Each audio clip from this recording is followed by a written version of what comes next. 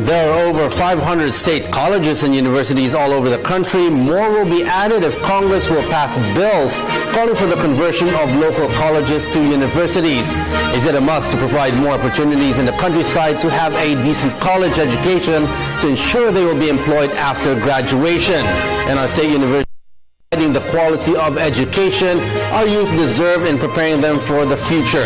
And joining us tonight on NewsLife is Congressman Romulo, Chairman of the House Committee on Higher Education. Good evening, sir. Welcome to NewsLife. Yes, good evening, Robert. I just wanted to mention, I think yung number na 500, that refers to probably the number of campuses already. Okay. Kasi more or less we have about 112 state universities and colleges in the whole Philippines. Pero marami rin sila mga campuses. Now, looking at this, has it been a regular exercise by the members of the House to offer the conversion? You said this is an old law, an old bill already. Yes, I think the 9 laws that are being referred to in this segment. Itong 9 na ito actually, mga batas na napasa ng huling Kongreso. Pero nakalagay po doon, what was written in the law was that they must comply with the conditions set out by CHED before they're allowed to convert from a state college to a state university. So ngayon, ang ginagawa ng ating committee, sinisigurado natin na nabibigyan ng assistance itong mga state colleges that want to convert by CHED sa mga pag-comply nila dito sa mga conditions na sinabi ng CHED. What are the conditions? What are the standards for them to convert into a university? Well, basically, there are 6 conditions. And these 6 conditions would revolve around first, that the state university or college has a high accreditation level. Meaning na yung mga faculty niya, marami na doon may masters, marami doon may doctorate degrees. Secondly, it has to do with the infrastructure. Meaning, kunyari meron kang sa iba-ibang programa, dapat meron kang library wherein students in the various programs can go to that library and they can access books in relation to the particular program that is being offered. Third, aside from this, dapat rin meron kang mga support services like meron kang linkages, meaning meron kang coordination with other universities, international universities. Dapat meron kang natutulong sa community. Dapat meron kang mga publications na mga research na nagagawa mo. You mentioned that this was already passed in the last Congress. Yes. Now, with regards to implementation, how is this being monitored, and have there been any colleges already that have been converted into state universities? Yes, actually, Robert, that's a good question. Last Congress, there were 12 laws which provided for conditionalities for the conversion of a state college to a state university. Of that 12, dalawa po doon, they decided now pursue first that universityhood. Isa, naging complied with all the conditions already. That is yung Pampanga Agricultural State University natin. So now university na siya. Ang naiiwan na lang ngayon, yung SHAM o yung 9 na state colleges na ito. Of the 9 state colleges, based on the hearing this morning, it appears na more or less kalahati nun ay almost substantially compliant already. So it's a matter of really submitting and yung last review by CHED kung na-comply nila. Now, how will the conversion from being a state college to a state university ensure that our youth will be actually getting a better education? Well, sa totoo, Robert, quality education is being directed whether state college o state university. But the conversion from a state college to a state university is being sought by a lot of the state colleges, because if you get converted to a university, first of all, you will have more plantilla positions. Okay. You will be allowed offer more programs. And generally, ang ating mga kababayan, mas gusto nila ang university kaysa college. Yung perception na mas mataas ang university case sa college. So, lahat ito yung perception na yun. So, because of that, you will have more people enrolling now in your state university. Where does this perception being derived from that universities would actually provide better education than if you were to study in a state college? Is this a right perception, or is this a something that's misinterpreted?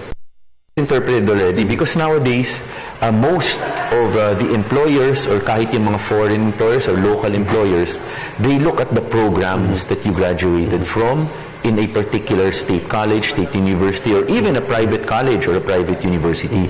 What is important to them is the program itself, what is contained in the program. It's not really anymore yung pangalan ng school or kung college ka o university, but it's really in the quality being given by particular programs. Now, if there's going to be a conversion from being a state college to a state university, now is there a law that provides guidelines to this? And you said they have to comply with certain guidelines. Is this a long process? Well, actually, as I mentioned earlier, lahat ito batas na eh. So it's actually within the law itself, which provides that they must comply with the conditions provided by CHED in order for them to be confirmed as converted from a state college to a state university. Now, looking at education here in the Philippines, are we actually leveling up, or do we still need to push more in terms of getting our education up to par with countries, especially now that this year is going to be part of the ASEAN integration? So how can we be more competitive in terms of our education here in the Philippines vis-a-vis our neighboring countries? Well, that's right, Robert. We really need to invest more in education. I think government must really make that conscious effort and ensure that we invest, especially not only in basic education, but including higher education, meaning colleges and universities. Alam mo, Robert, based on data, we have every year we graduate from high school about 1.4 to 1.6 million Filipinos. Pero ang pumapasok na ng kolehiyo, more or less 700,000 lang. Almost half of the number of our Filipino students that graduate from high school.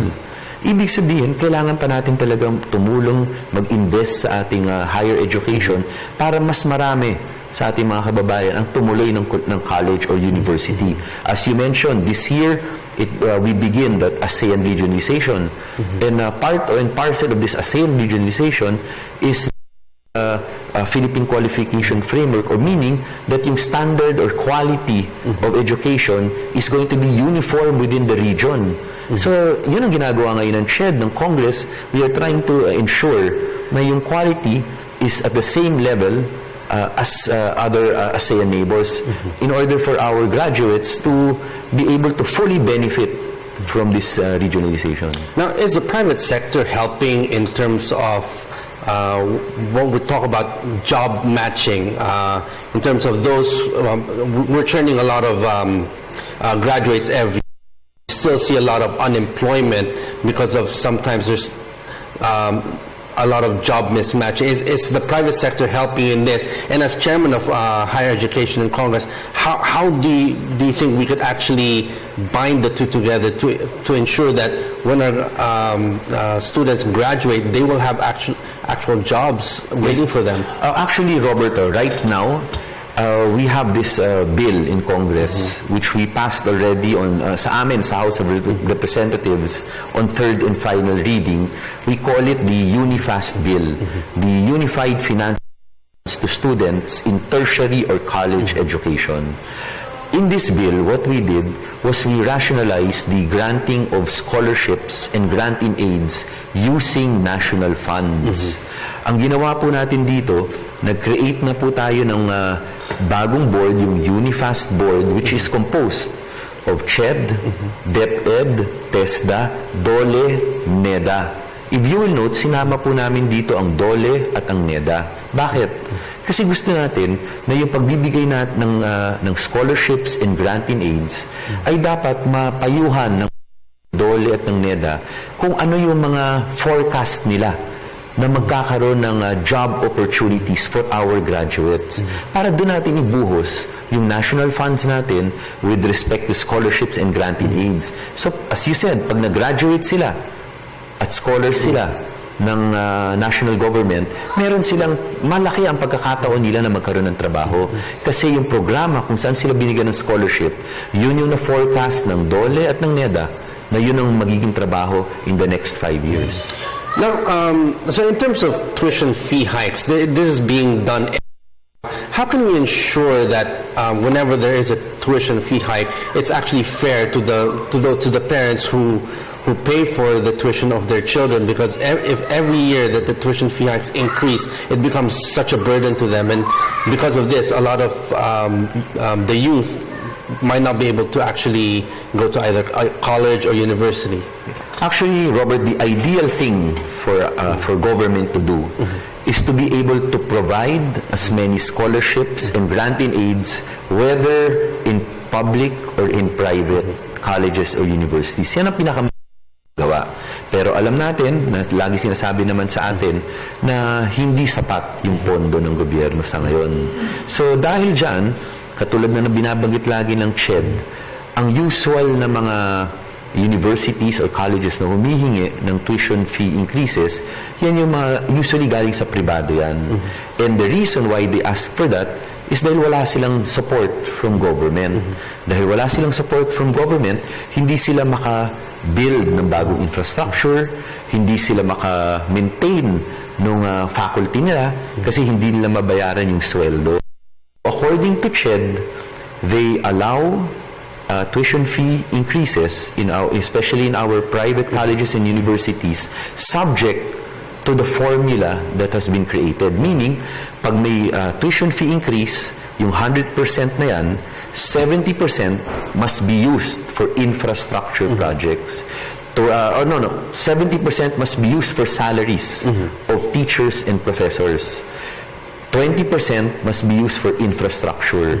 Yung 10%, yun yung pinapayagan nila na parang ROI ng private institution.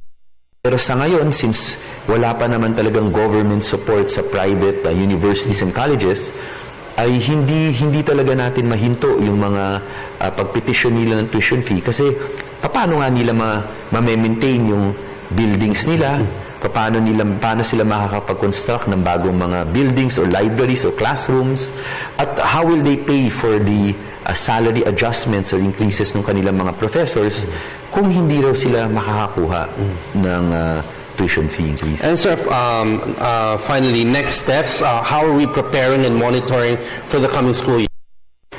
For the coming school year, for tuition fee increases, kailangan sila unang-una nung Marso pa lamang o Abril, nag-submit na sila sa CHED. And usually, the committee po or Congress will receive advice, lalo na sa ating mga estudyante, kung hindi nasunod ang proseso. At doon naman po, dinidinig natin at pinapapaliwanag natin ang CHED at yung paaralan kung ano ang nangyari. Okay. On that note, thank you very much for joining us here tonight at NewsLife. That was Congressman Romulo, Chairman of the House Committee on Higher Education. Thank you, sir. Thank you.